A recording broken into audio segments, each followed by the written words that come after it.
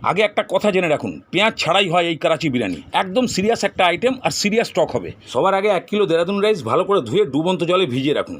তারপরে এই গোটা মশলাগুলোকে না ভেজে গুঁড়ো করে ফেলুন। একদম পারফেক্ট বিরিয়ানি মশলা তৈরি হয়ে গেল। এবারে কাঁচা লঙ্কা, আদা, রসুন সামান্য জল দিয়ে এটাকেও বেটে রাখুন। আসুন এবার গ্যাসের কাছে 100 গ্রাম সরষের তেল ভালোভাবে গরম করে এই গোটা মশলাগুলোকে হালকা ভেজে নিন। ভাজা হয়ে গেলেই আদা, রসুন, কাঁচা লঙ্কার পেস্ট দিয়ে তেলের সঙ্গে ভালোভাবে মিশিয়ে দিয়ে 5টা টমেটো কেটে দিয়ে দিন। তার উপরে হলুদ গুঁড়ো, লঙ্কার গুঁড়ো, ধনে গুঁড়ো, পরিমাণ মতো নুন আর কাশ্মীরি লঙ্কার গুঁড়ো দিয়ে ভালোভাবে কষিয়ে টমেটোকে একদম গলিয়ে ফেলুন। এবার গ্যাসের ফ্লেমকে লো করে দিয়ে ফ্যাটানো 100 গ্রাম দই দিয়ে ভালো করে কষিয়ে একদম মশলা থেকে তেল বার করে ফেলুন। বাস এবারে 1 কিলো চালের জন্য 900 গ্রাম মতো জল ঢেলে দিন। আলুগুলো ঢেলে দিন। এবারে ভালো করে ফুটিয়ে আলুটা হাফ সেদ্ধ হয়ে আসলে তারপরে চিকেন আর বিরিয়ানি মশলাটা দিয়ে পুরোপুরি সেদ্ধ করতে বসিয়ে দিয়ে এদিকে ভাতের জলটা বসান।